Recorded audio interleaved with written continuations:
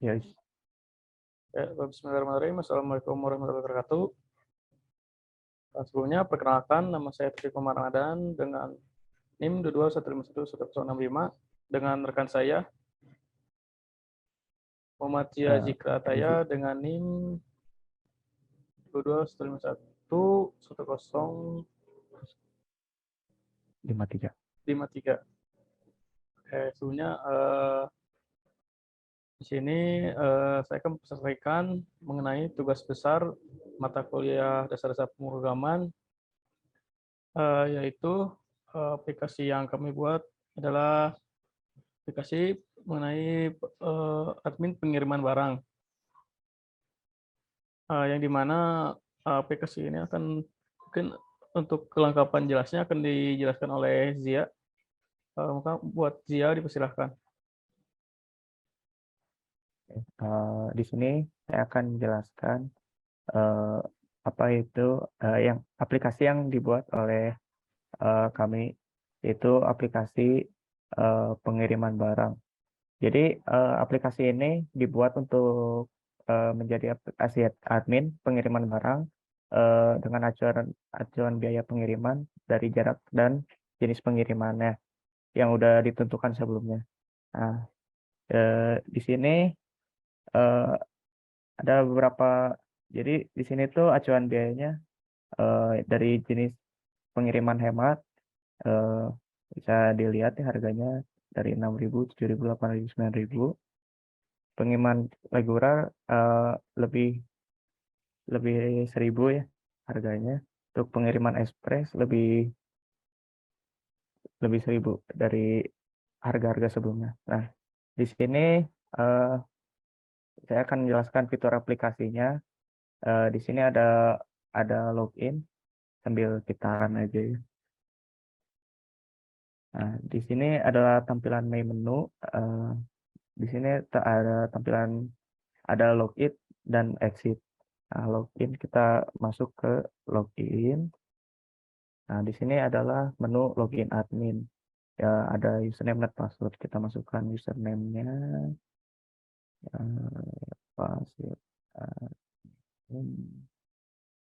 Nah, ini kita bisa lihat ini adalah menu adminnya. Di sini ada ubah username, ada input data pengiriman, ubah harga, hapus data, laporan data pengiriman, logout dan exit. Nah, ubah username dan password ini untuk mengubah eh, ubah em, nama username dan passwordnya di yang di awal tadi. Kita coba ya, eh, kita masukin aja yang gampang admin lagi, admin, admin. Nah, jika jika sudah selesai, ini tandanya sudah berhasil diubah. Eh, di sini ada pilihan ya atau tidak. Untuk jika tidak, akan kembali lagi untuk mengubah nama username dan password. Jika ya, akan kembali ke menu admin. Nah, di sini ada input data pengiriman. Nah, di sini ada jenis pengiriman, ada paket hemat, reguler, dan ekspres.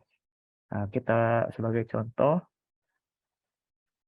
kita pilih ekspres saja. Nah, di sini keluar harganya, ya jumlah biaya yang harus dibayar. Kita masukkan dengan harga kurang dari ini ya, misalkan contoh 12. Nah, di sini akan ada peringatan uang yang dibayarkan kurang. Itu artinya yang diinputkan itu masih kurang dari harga yang dicantumkan di sini. Nah, kita masukkan lagi harga yang sesuai atau lebih, bisa lebih juga. Jika lebih, maka akan ada muncul kembaliannya. Bentar ya. Misalkan, nah, sebagai contoh, nah, itu tadi ada muncul kembaliannya. Eh, di sini ini adalah cetak resi untuk sebagai resi untuk bukti bahwa semua datanya sudah terinput dan sesuai dengan apa yang diinputkan. Nah, lalu di sini ada ubah data pengiriman. Kita masuk. Di sini ada list harga pengiriman. Jadi kita bisa pilih manakah harga yang akan diubah, jenis pengiriman. Jadi apa ya? Jadi harganya diubah. Lalu di sini ada hapus data pengiriman. Jadi fitur ini tuh untuk menghapus data pengiriman yang sudah tadi masuk ya, sesinya, data-data pengiriman yang tadi sudah dimasukkan bisa kita hapus agar bisa mengurangi penyimpanan di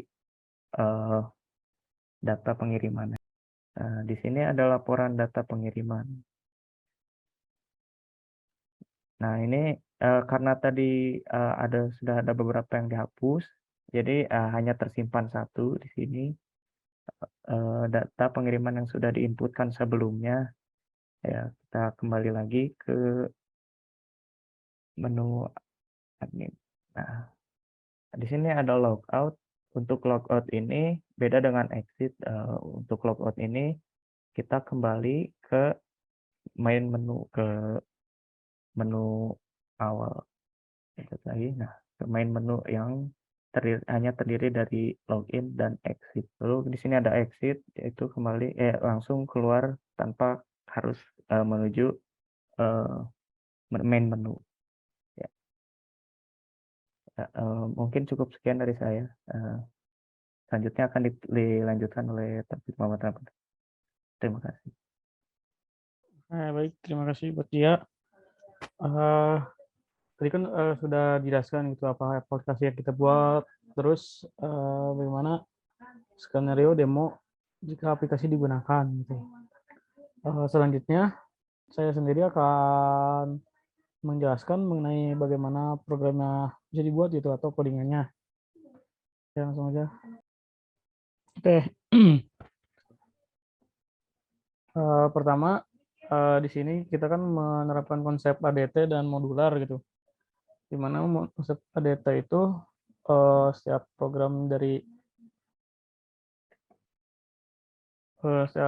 yang dibuat terdapat ada modul atau file.h dan juga .c-nya. Juga jangan dipisahkan dengan modul-modul itu modular. Pertama saya dan J itu merancang dulu ADT-nya seperti apa atau pembuatan modulnya seperti apa. Kita sepakat buat modul controller, modul programnya gitu dipisah antara view atau tampilan dengan controllernya. Gimana kami buat di sini di modul view juga dipisah juga gitu dari controller sama view itu dari filenya juga. Jadi di sini ada 4 file yaitu control.c, header modul.h, main sama view. Mungkin saya pertama akan jelaskan dulu dari headernya atau .h-nya. Di Dota sendiri ada 3 struct yang dibuat.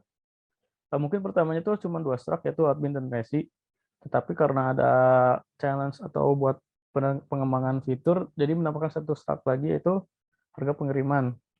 Di admin sendiri terdapat 2 variabel yaitu username dan password. Di resi terdapat sekitar 15 variabel yang mana terdapat nomor resi, nama barang, berat barang, jumlah barang, pengiriman, nama pengirim, nomor pengirim, alamat, dan seterusnya, itu buat mengisi resi. Terakhir, start yang ketiga yaitu harga pengiriman, yang mana digunakan untuk menentukan harga pengirimannya. Di sini juga kami di header mendeklarasikan struct buat harga dan juga admin. Lalu pada modul review ada 3 modul yaitu menu utama, tampilan login, dan menu admin. Di modul controller terdapat sekitar 10 modul, di mana ada login, get admin, ubah admin, input resi, daftar, dan seterusnya. Nanti akan saya jelaskan di file tersebut. Buat mempersingkat langsung aja di view. View terdapat 3 modul itu yang tadi saya sebutkan. Di sini menampilkan dari menu-menu yang sebelumnya sudah dijelaskan oleh Zia. Lalu terdapat di file controller yang pertama ada login. Di sini tuh modul untuk melakukan login, yaitu dengan membandingkan yang diinputkan dengan data dari getAdmin. GetAdmin sini ngambil dari file admin.net, lalu dimasukkan ke user dan pass, lalu di function login ini dibandingkan gitu. Bila terdapat kesalahan akan mereturnkan false, bila benar semua akan mereturnkan true. Selanjutnya ada ubah admin. Di sini tuh untuk melakukan proses jika di benar tuh nomor 1 atau ubah username password, di mana akan melakukan perubahan dari folder atau di file admin.dat. Selanjutnya ada modul input resi, yaitu menginputkan resi atau pengiriman barangnya. Di sini melakukan proses itu membuka file dulu, lalu dicek apakah file itu ada atau enggak. Setelahnya di sini ada modul get resi, itu saya jelaskan tuh menggenerate atau mengambil nilai resi, yaitu dengan secara random dengan panjang 10.000 atau 100.000 ya. Untuk saya melakukan random itu biar tidak terjadi kesamaan gitu. Di sini hampir sama prosesnya input biasa gitu. Di sini ngambil data dari library waktu, ada day, month, sama year. Selanjutnya di sini ada proses input yang dimasukkan ke struct.dt underscore resi. Pembayaran, nah sini aja pembayaran itu modul untuk menentukan harga. Nah, di sini ada perubahan updatean, yaitu di mana harga biayanya itu ditentukan dari modul harga pembayaran. Nah, harga pembayaran itu memiliki parameter jumlah barang, jarak, berat. Jadi harganya itu ditentukan dengan jumlah berat dikali jumlah barang dikali berat dikali tarif harganya. Setelah menentukan total harga dari yang diinputkan, nanti ada di sini ada modul kembalian dulu terlebih dahulu untuk mengecek apakah harga yang dimasukkan itu lebih besar atau kurang dari jumlah biaya yang harus dibayarkan. Setelah itu melakukan override atau memasukkan data ke filenya, itu file fresi. Selanjutnya terdapat daftar resi atau tampilan seluruh laporan resi ya. Di sini melakukan pembukaan file lalu mengecek sampai habis, di mana cetak resi, melakukan cetak resi. Resi tersebut mengambil data dari data resi, yang mana data resi tersebut diambil dari saat open sini. Selanjutnya ada hapus resi. Hapus resi ini prosesnya itu mengambil data terlebih dahulu dari data resi. Di sini ada proses yang unik, yaitu kita menambahkan data resi temp atau cadangan. Prosesnya itu dibuka terlebih dahulu, dibaca semua. Lalu kan sini ada input, sudah hapus, sudah inputkan nomor resi yang akan dihapuskan, lalu dicek kalau tidak sama akan masuk ke data resi.temp, yang lalu yang terakhirnya kan di switch file atau diganti dari data resi temp ke data resi yang seharusnya. Sini ada harga, itu tambahan yang baru ya, dimana kita bisa mengubah harga seharusnya. Di sini ada kekurangan, yaitu belum disimpan di file, makanya saat melakukan run ulang tidak akan berubah gitu si datanya. Ini untuk menentukan harganya. Sini ada waitlist harga itu. Nah, sini ada proses di main-nya, di file main. Nah, ini lumayan cukup rumit, yaitu di mana kita akan memilih menunya terlebih dahulu, manggil datanya. Di sini ada penentuan harga awalnya. Selanjutnya sampai awal. Oke, mungkin untuk mempersingkat waktu, segitu saja dari kami. Baik, setelah menjelaskan bagaimana coding-annya, selanjutnya di situ ada pembagian tugas sendiri. Untuk Zia mengerjakan bagian view, tampilan, dan juga proses di main-nya. Dan juga di controller terdapat fitur baru yang ditambahkan oleh Zia, yaitu input login. Selanjutnya saya sendiri untuk kontribusinya itu mengerjakan bagian controller. Semua controller kecuali yang dia tambahkan itu dikerjakan saya dengan proses file yang sudah saya jelaskan sebelumnya. Mungkin segitu saja yang bisa kami paparkan. Mohon maaf bila ada kesalahan. Assalamualaikum warahmatullahi wabarakatuh.